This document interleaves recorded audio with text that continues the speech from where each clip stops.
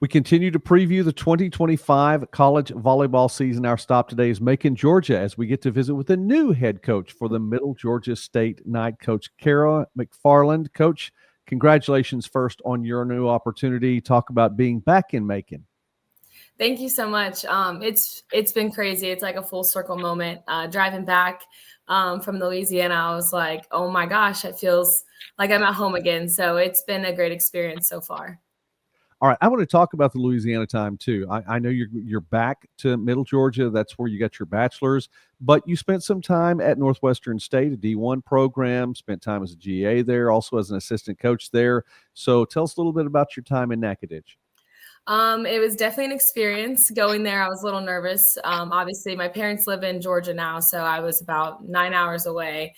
But such a very homey experience. I'm very thankful for my head coach and the assistant that was there. They kind of let me do what an assistant would do right away as a GA. So I got a lot of hands-on experience, and I got to be able to fill that role as an assistant when the first assistant stepped away.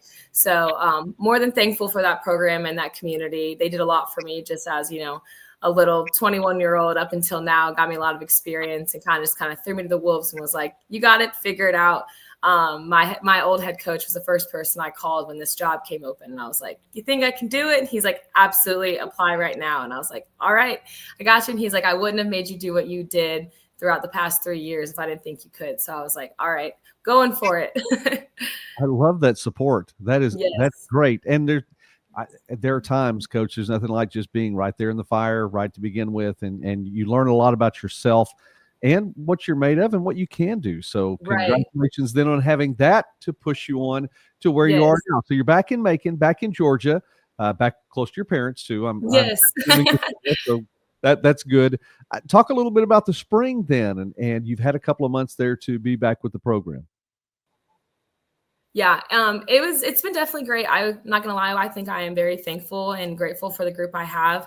I have 11 returning. So they kind of opened me with a lot of, open arms and just like really ready to like get after the day. We went through like a little bit of, just change of my coaching style versus the previous coach and my expectations. I installed a little bit more, PT and working out and being in the gym a little bit more. And they've been wonderful about how they react towards that. And, my coaching style, a group of girls, they're in the gym all the time. So I can't be more thankful for that. I don't have to tell them to go in. They're like, I'm going in. Can you open it up? I'm like, absolutely. So they're very eager just to kind of get after it and just have like a good D2 experience this coming year. So I'm very, very excited for them. And they're just so on board with everything I have to say so far. So. Well, that's fantastic. We're visiting now with Cara MacFarland from Middle Georgia State, a program last season, coach 6-17 overall, 2-11 in Southern States competition. I know that was a previous program, but that's what you're coming into. And you talked a little bit about the girls. Let's start previewing 2025 right now. By the way, we're here on Midwest Sports Net, and I encourage you, please like the video and subscribe to the channel. It does mean a lot. We enjoy talking about small college sports and more throughout the Midwest and beyond. When you look at the roster, 11 of the 12 return. And on that roster last year, Coach, 4 juniors, 8 freshmen, no seniors on the group. So, I mean, there was a good opportunity that as many as you have returning, I think that's really pretty cool, more than 90%. Nelly Rodriguez led the team last year in kills per set. She comes back. So let's start there with your offense and talk about who's coming or who may be stepping up. Yeah, actually, so she had a knee injury at the end of the season. So she's coming back. She's fully recovered. She's had a great recovery, but I'm more excited for, I'm going to probably transition her to more of a defensive player. And then McCall, she was a freshman last year. I'm very excited for her upcoming year. She has worked really hard throughout the spring to, kind of connect with our setters, connect with my system and, kind of just speed it up. So I think she's going to be one to look out for during the season. She's made a ton of improvements.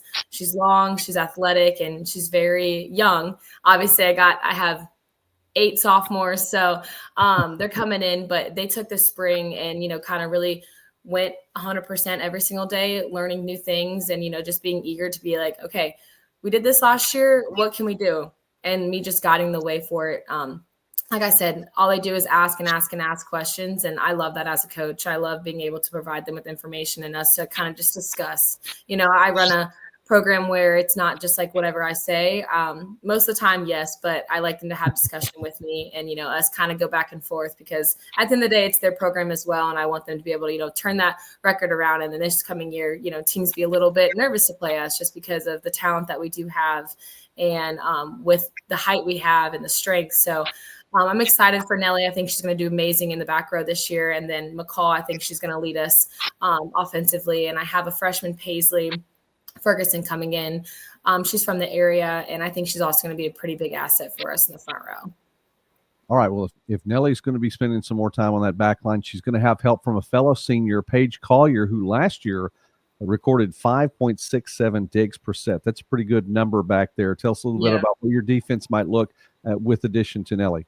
Right. Well, I think we have a very, very strong defensive. Like I said, Paige, she actually beat my record. So we always joke about it in the gym. But both of them working so hard. And, I train a completely different passing system and serve-receive system. So they've been really, really good about adapting to that and being, open to the way that I am going to teach. And they only have one more year left. So I can't be more than thankful for that. But I think with those two in the back row and then a couple of girls, playing all the way around, we have a very strong defensive team and serve-receive team. And that's something that I idolize. And I make sure that that's one thing that we need to have, because you can't pass the ball, you can't play volleyball. And they always laugh when I say that, but the pass starts the game. So we focus a lot on defense and serve receive. And I'm really, really excited on where we're at and the system we're about to be running and stuff like that. So. All right. All those things valid, Coach. Very much so. All right. A question, the personal question that has come up all summer long and will continue through the summer.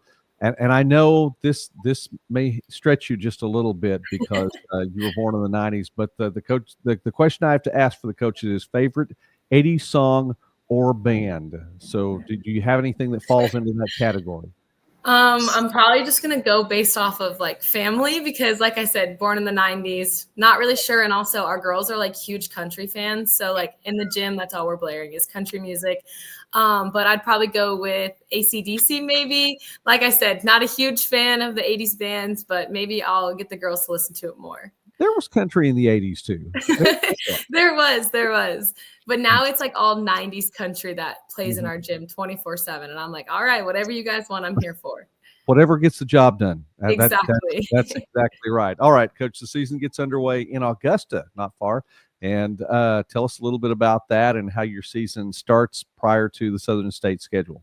Yeah, so we have a couple of, scrimmages and stuff like that, but we're starting off in Augusta with a tri-match with Mount Olive, and super excited.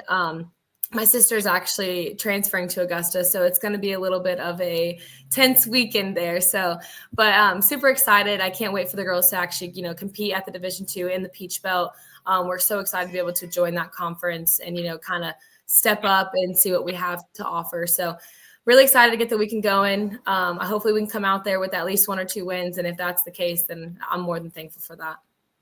And by the way, I didn't want to gloss over that, but Middle Georgia State in the process of making the transition from NAIA to Division II. So that's another thing, Coach, that you'll have the opportunity to oversee in your time with the program. So success to you all this season, and we'll be following the Knights. We appreciate you taking time with us today here as we preview the 2025 college volleyball season. Coach Cara MacFarland, again, Middle Georgia State, thank you for being with us here on the Summit. Thank you so much. I appreciate it.